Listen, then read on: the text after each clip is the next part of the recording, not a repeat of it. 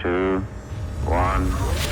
We decided to go across the country and find the most resilient entrepreneurs who strive to continue to succeed and disrupt every industry that they are in. From some great people. This is my work. We created this show. Why not you?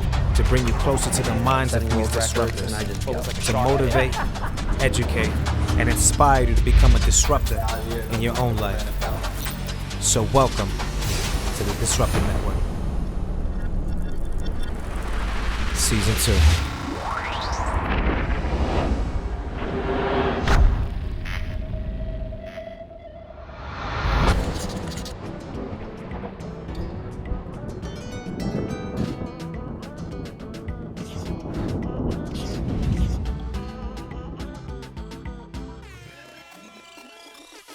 So we're headed back down to Florida, specifically Miami, to look at some more properties. The real estate market in Florida increased as much as 20 to 30% in some cities over the COVID pandemic and between 2019 and 2022. This is a crazy increase, and Miami specifically has had its 7th largest sales of all time just this year. This has really made it a good spot for me to look for Airbnb properties and short-term rental properties. It's a desirable location.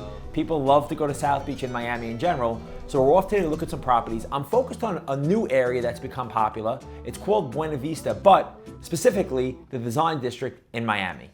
What do you rent this one out every night for? Annually? Every night. To give you an idea, like it's probably $400 a night, high season, on average. I think it's very hard to actually give a good estimate because last year was just, that's what he was saying, that last year was just so crazy. And then this year's, it's like such a different direction. Last year went down, this year went completely skyrocketed. So it's very hard to even dictate what's going to happen for the rest of it. You can only know that the average is around 400 a night, but is that going to last, or is it just because everybody was leaving New York, Jersey, everything?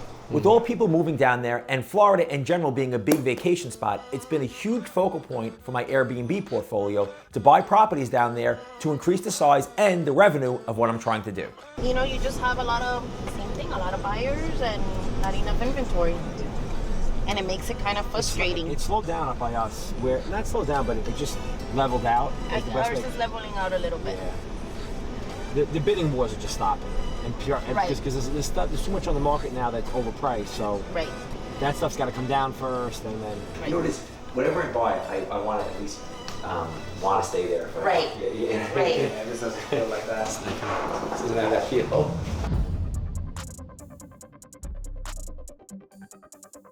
When buying properties that are meant for Airbnb or short-term rentals, a lot of what we're looking at is a short-term strategy. But when we have a market like Florida that's increasing and over the long term will be a growing market, it's a place that makes sense in all ways and not just for short-term rentals.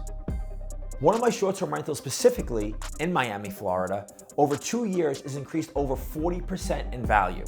That's a number I never could have predicted, and it's somewhat of it's luck. But the market's also drastically changed, maybe for good, even if we see a reduction on a go forward with rising inflation and interest rates.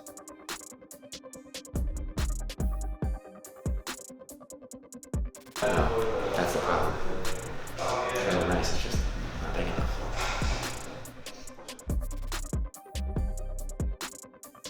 This property I specifically bought as a short-term rental. Not looking at that I would gain this much equity in a couple of years, but now for return on investment, it's become a good long-term proposition and not just the money I've made short-term, which has been great as well. Usually, Airbnb has something called turnover B&B. So you sign up for turnover B&B, it connects to your Airbnb schedule. Same thing with VRBO. It's a bidding service. So they put bids out to like 5 cleaners. They come back, they say, we'll charge you 100, we'll charge you 110, whatever it is. You pick the company, that company gets connected to your schedule, that becomes your cleaner. It's easy. That's so cool. And then with the cleaners, you just gotta kind of be on like the little things, like we make them take pictures of stuff, we make them count towels, count plates, like you gotta, that stuff, but like, we've gotten really good at that part of it. Beatrice is, I don't know that I hate them, but she's excellent at the booking part of it. Like you have to respond immediately. And it's tracking. Yeah, 100%. Yeah, so we're a superhost now. We would have never gotten superhost without her. Because she's on it, you know what I mean? Like, and she deals with the customers and she makes sure we don't get bad reviews, and like, that's a big portion of it, you know? Having a good customer service. Oh yeah, no, it's not done. It's not ready.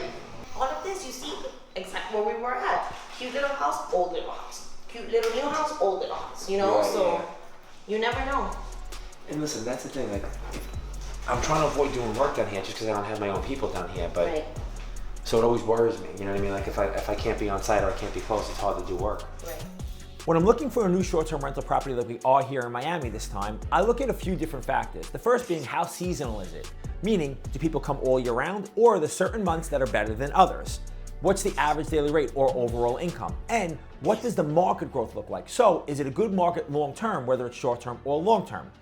A big factor also is regulations. For instance, in Miami Beach is an area that doesn't really allow Airbnb or short-term rentals. So specifically, you have to be certain about where you're buying a property so you don't run into issues where you can't rent the property at all. For this particular trip to Miami, I was focused on a few different neighborhoods that I thought are good short-term rental locations.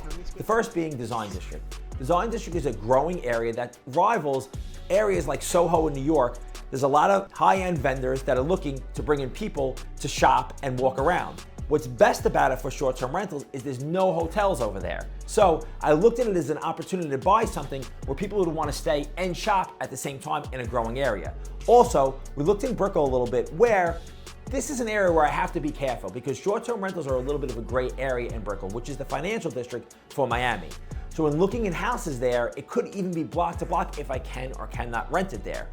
It's just something that you may want to stay away from if you're not experienced. And in this case, I passed on the house because it was a little too gray for me. All the windows and doors are hurricane impact. All the appliances are less than 2 years old. And it's got the hood to take the smoke out when you're cooking. This is for shorties right here. I don't even fit here. That is so crazy. But these are nice. But you just wouldn't be able to wash your hair. You're gonna be out. If I can Airbnb it, and I can probably, I don't know what I think it's probably listed at a high price. So I gotta see what the comps look like to make an offer on it. But there's something I would make an offer on. It's because the house is immaculate. It needs no work. I'd like to put a pool in that backyard and hide those, get more coverage on the backyard, but this is a nice property. It's a real 3-bedroom. These 2 bedrooms, you could probably put more than 1 bed in. This house probably sleeps between 8 and 10 people. 2 miles from Brickell. Like, it's Brickell, but it's actually 2 miles from downtown Brickell, so you could get all those people staying here, so I like it. I like that it's a corner lot, because you're not gonna bother a lot of the neighbors. Right. So I think I'll have less trouble as far as Airbnb goes with neighbors. And now there's more parking. Like you have all of this they can use for parking. All of that is street parking. And then let's see what the comps look like. At least we can make it, I'll make an offer on it. As long as I can Airbnb it, I'll just confirm. But Yeah. Taxes are super low, but it's based on purchase price, I'm assuming. taxes are very confusing because in Florida, if it's your primary residence, they can only raise your taxes by 3% per year. Got it. So to compare what this person's paying, who bought it for a very low price, compared to the person across the street that might have bought it last year, they could be paying a very different They'll number. reassess, obviously. It'll be approximately 1.5 to 1.75% of the purchase price. The good and bad of trips like this is we get to look at a lot of houses in a short period of time, but it can be exhausting. On this particular trip, we looked at about 12 houses in 2 days. And even with that, I wasn't able to find something that I wanted to buy, even though there were a couple of houses that I kind of liked.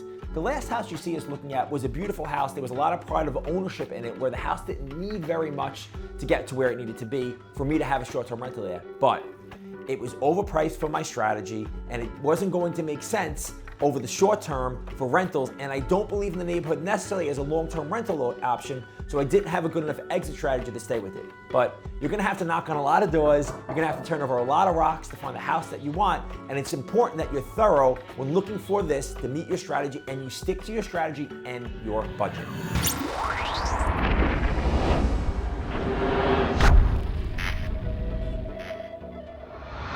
I've been all in my bag. You been all in my business. You be all in your feelings. I've been all in them trenches. I've been all in my bag. You be all in my business. Know they notice me flexing. Fit in all in my fitness. I've been all in my bag. You been all in my business. You be all in your feelings. I've been all in them trenches. I've been all in my bag. You be all in my business.